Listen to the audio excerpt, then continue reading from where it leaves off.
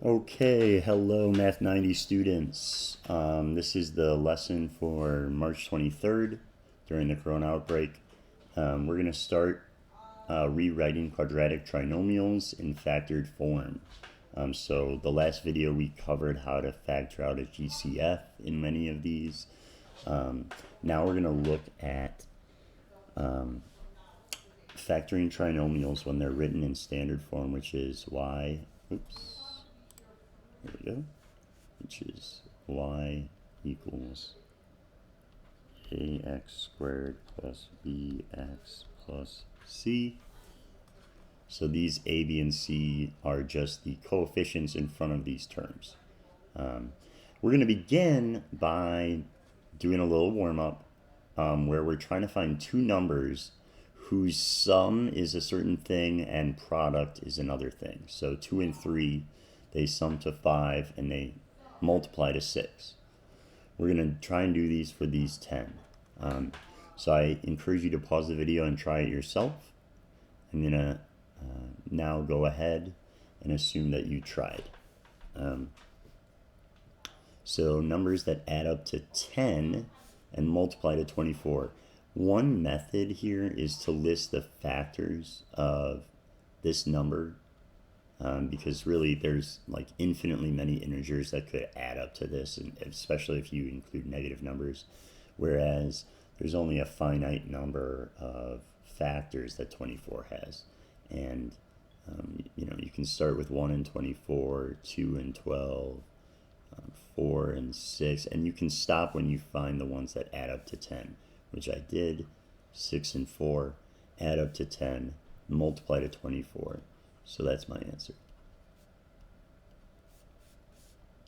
Okay, this is 1 and 15 and 3 and 5. Well, 3 and 5 work. So again, listing these factors can be really helpful. So 10, 2 and 5. And if you get them right away, you don't have to list the factors. 27, 1 and 27, 9 and 3. So, 9 and 3 is going to work. 28, that adds up to 16. So let's see here, 1 and 28, 2 and 14. We'll do it. All right, we need numbers that add up to 0 and multiply to -4. Notice it's a negative, so the only way we're going to get a product being negative is 1 is positive, 1 is negative. So like 1, -4, that would work, but it doesn't add up to 0. 2 and -2, that adds up to 0. 2 and -2. Again, we need two factors, one being positive, one being negative. That adds up to negative. So let's try -5 and 3. That works. 5 and -3. Let's see here. 5 and -4. Right? That'll multiply to -20, but when I add them up, I'll get 1. If you need to, take your time with these, please do so. Now notice I have a positive product with a negative sum. So my factors both need to be negative here. So let's see here, is -6, -6, would that work? No. Let's see, -3 and what is it, -12? Is that right? Yeah. That didn't work. What about -2 and what is that? I'm blanking. 18. That doesn't work. Does 4 go into it? Yes. So -4 and -9. And yes, that does add up to -13. So sometimes they take a little bit longer. -9 and -4. Okay, now we have -18. So let's try 9, and negative 2. And that works. That adds up to 7.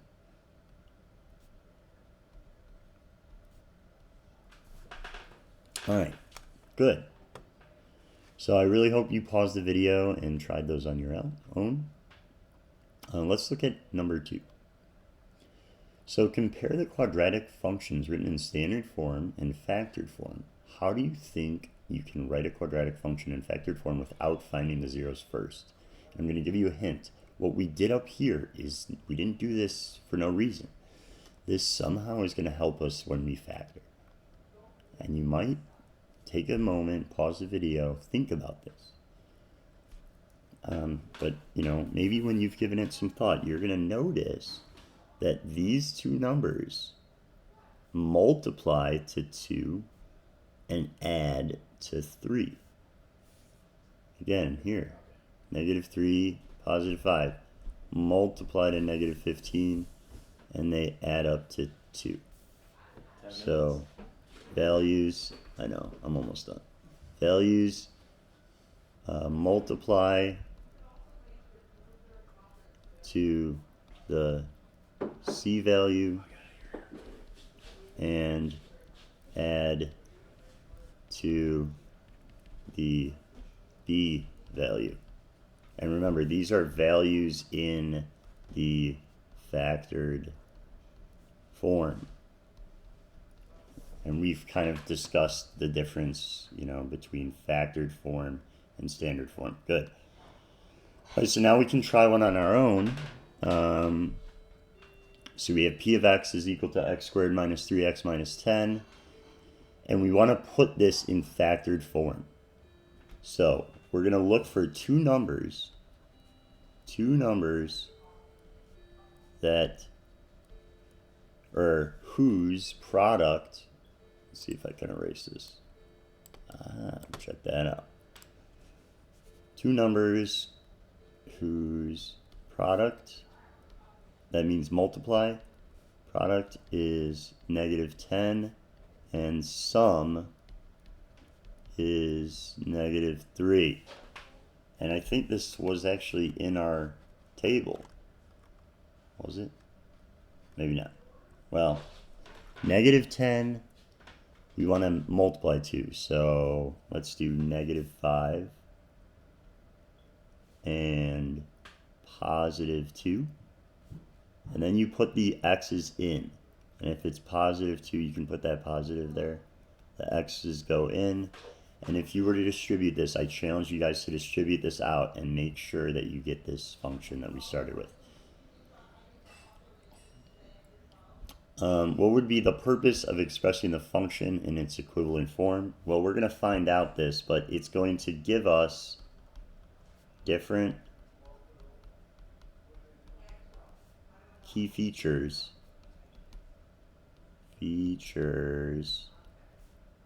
more easily. And we'll talk about what those key features are in a second. So I challenge you guys to try these on your own.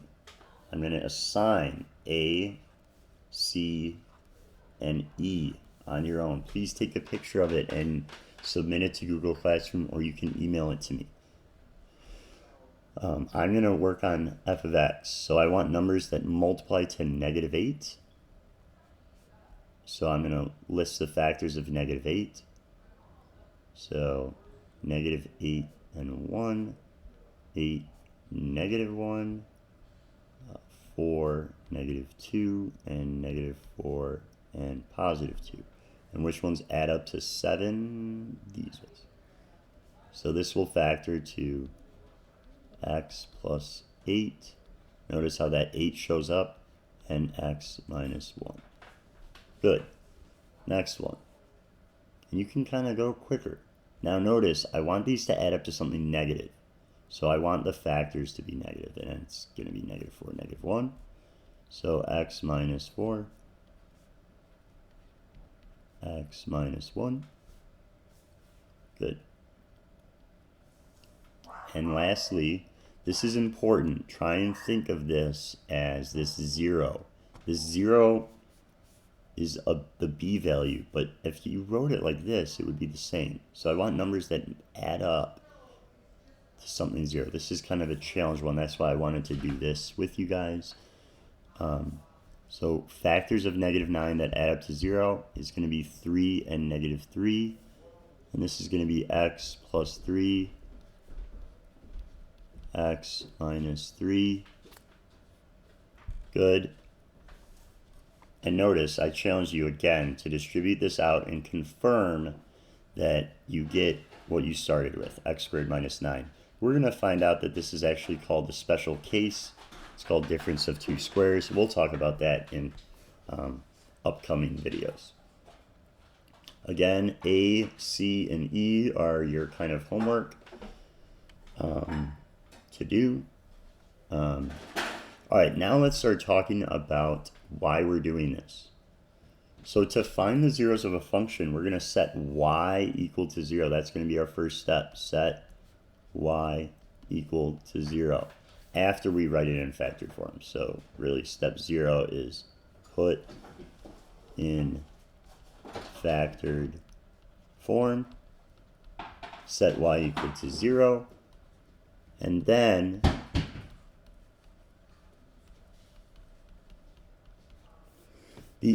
so there's a property here, okay, and we're going to discuss this in depth in upcoming videos, is the zero product property. And what this says is if 0 is equal to a times b, some product of two things, the only way, so if this, then a equals 0 or b equals 0. In other words, if two things multiply and give you 0, the only way that that's possible is if one of the two factors is 0. Because if both of them are not 0, you're definitely not going to multiply them and get 0. So we have to think, what value of x will make this factor 0? Well, you can do this. You can set it equal to 0 and solve. Or you can kind of do it by inspection, right? The only thing that I could plug into here that would give me 0 is 7, because 7 minus 7 is 0. What is the only thing that could be inputted here to give me 0? Well, it's going to be the opposite of this, right? So -4. So these are my answers, 7 and -4. With quadratics, we can have a maximum of 2 answers. All right, let's try this one. You don't have to use your graphing calculator to check because you don't have a graphing calculator. You can try to use Desmos if you'd like. It actually is pretty easy. I can go over that in an upcoming video. X squared, let's see, I don't actually have to rewrite this. So let's go back to red. So what are factors of -21? Well, 7 and -3, or -7 and +3. Which ones add up to this -4? These ones. So this would factor to x minus 7 times x plus 3. And what would the solutions be, or the zeros? Zeros and solutions are the same thing. Well, this would be x equals 7 or -3. And you can write this real fancy like this if you want, or you can write them separately. All right, so notice how the zeros are opposite of the factored form values. So what are the zeros here? -3 and 1 are the zeros. So the factored form would be opposite of this, x plus 3 and x minus 1. And we'll call it f of x, what the heck. And that will wrap up our video. I will see you guys in the next one. Stay well and wash your hands.